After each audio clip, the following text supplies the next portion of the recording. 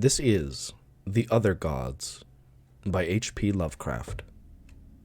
Atop the tallest of earth's peaks dwell the gods of earth, and suffer no man to tell that he hath looked upon them.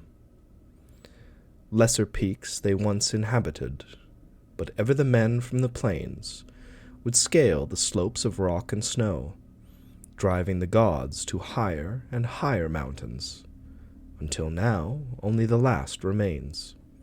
When they left their older peaks, they took with them all signs of themselves, save once, it is said, when they left a carven image on the face of the mountain which they call Negranic. But now they have betaken themselves to unknown Kadath, in the cold waste where no man treads, and are grown stern, having no higher peak whereto to flee at the coming of men. They are grown stern, and where once they suffered men to displace them, they now forbid men to come, or in coming, to depart. It is well for men that they know not of Kadath and the cold waste, else they would seek injudiciously to scale it. Sometimes, when the earth's gods are homesick, they visit in the still night the peaks where once they dwelt, and weep softly as they try to play in the olden way on remembered slopes. Men have felt the tears of the gods on white-capped Thurai, though they have thought it rain, and they have heard the sighs of the gods in the plaintive dawn winds of Larian.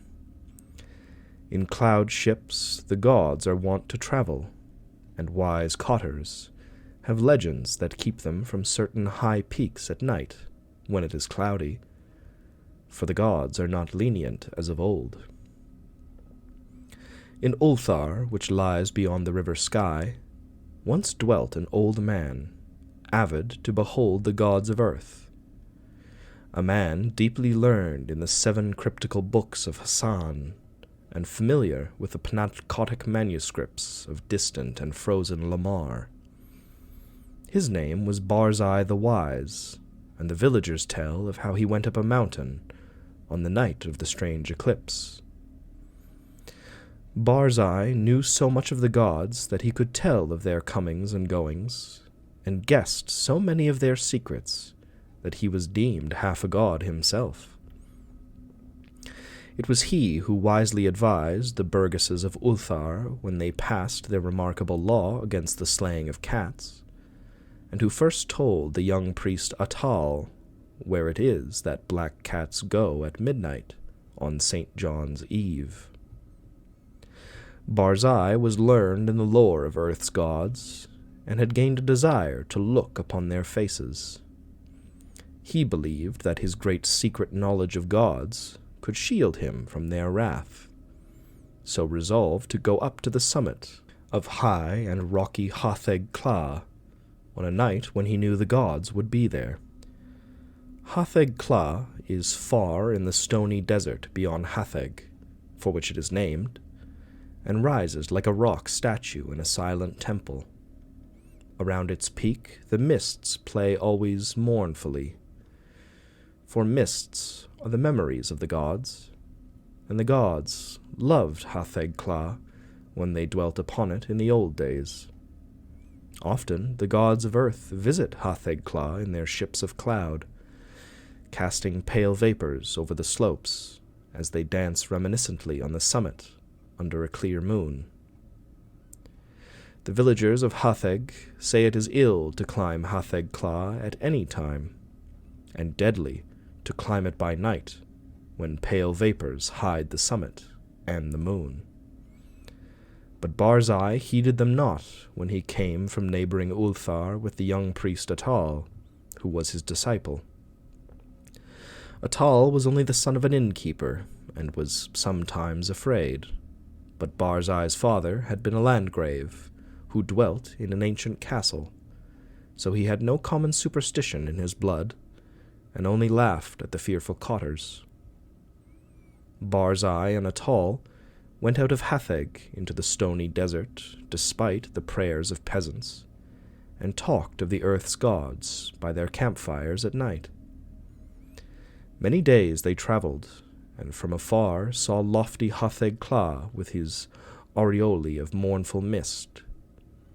On the 13th day they reached the mountain's lonely base, and Atal spoke of his fears. But Barzai was old and learned, and had no fears, so led the way boldly up the slope that no man had scaled since the time of Sansu, who was written of with fright in the mouldy Pnakotic manuscripts. The way was rocky and made perilous by chasms, cliffs, and falling stones. Later it grew cold and snowy, and Barzai and Atal often slipped and fell as they hewed and plodded upward with staves and axes. Finally the air grew thin, and the sky changed color, and the climbers found it hard to breathe. But still they toiled, up and up, marveling at the strangeness of the scene, and thrilling at the thought of what would happen on the summit when the moon was out, and the pale vapors spread around. For 3 days they climbed higher, higher, and higher towards the roof of the world. Then they camped to wait for the clouding of the moon. For 4 nights no clouds came, and the moon shone down cold through the thin, mournful mists around the silent pinnacle. Then, on the 5th night, which was the night of the full moon, Barzai saw some dense clouds far to the north, and stayed up with Atal to watch them draw near. Thick and majestic they sailed, slowly and deliberately onward, ranging themselves around the peak high above the watchers, and hiding the moon and the summit from view.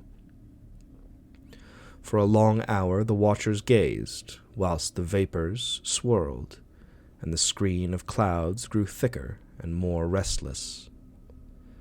Barzai was wise in the lore of Earth's gods, and listened hard for certain sounds.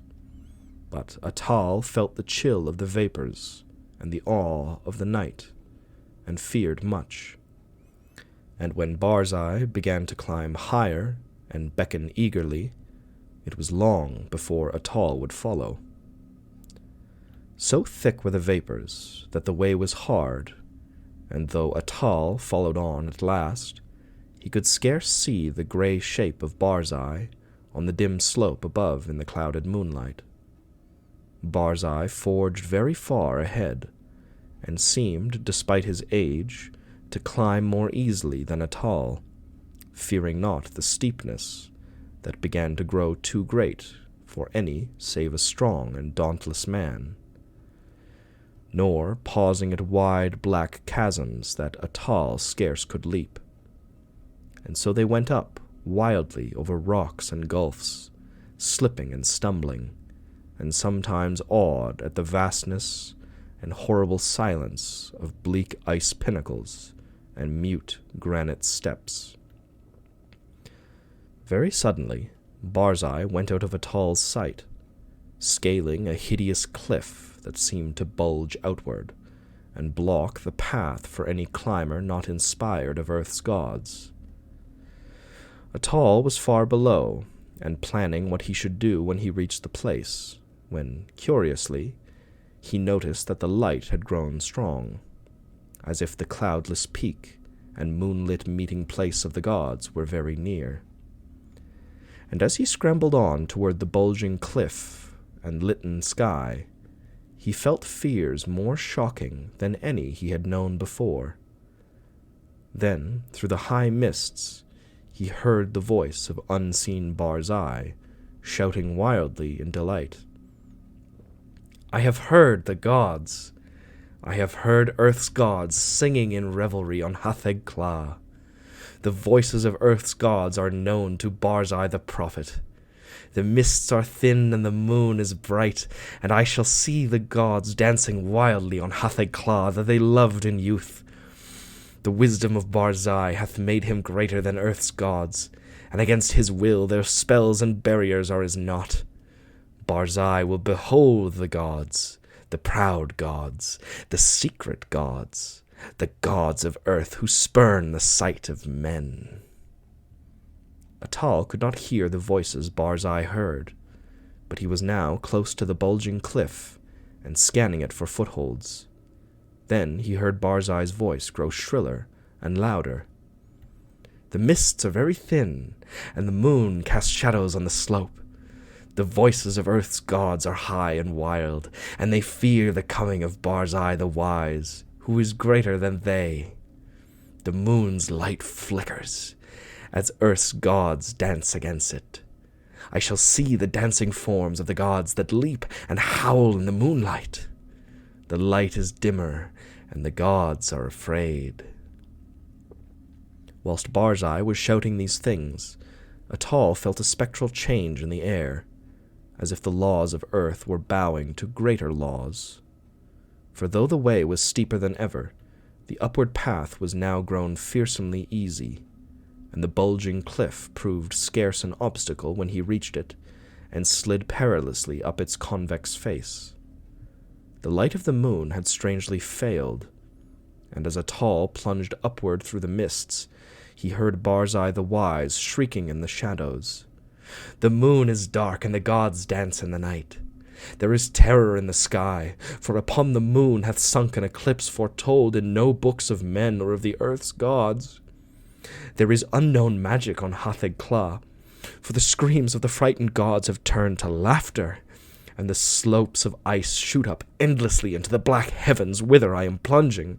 High, high at last, in the dim light I behold the gods of earth."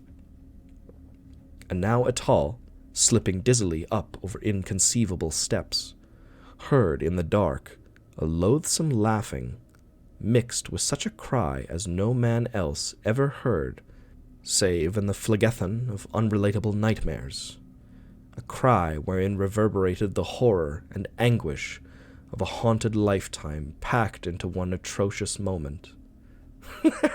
"The other gods! The other gods! The gods of the outer hells that guard the feeble gods of earth! Look away! Go back! Do not see! Do not see! The vengeance of the infinite abysses!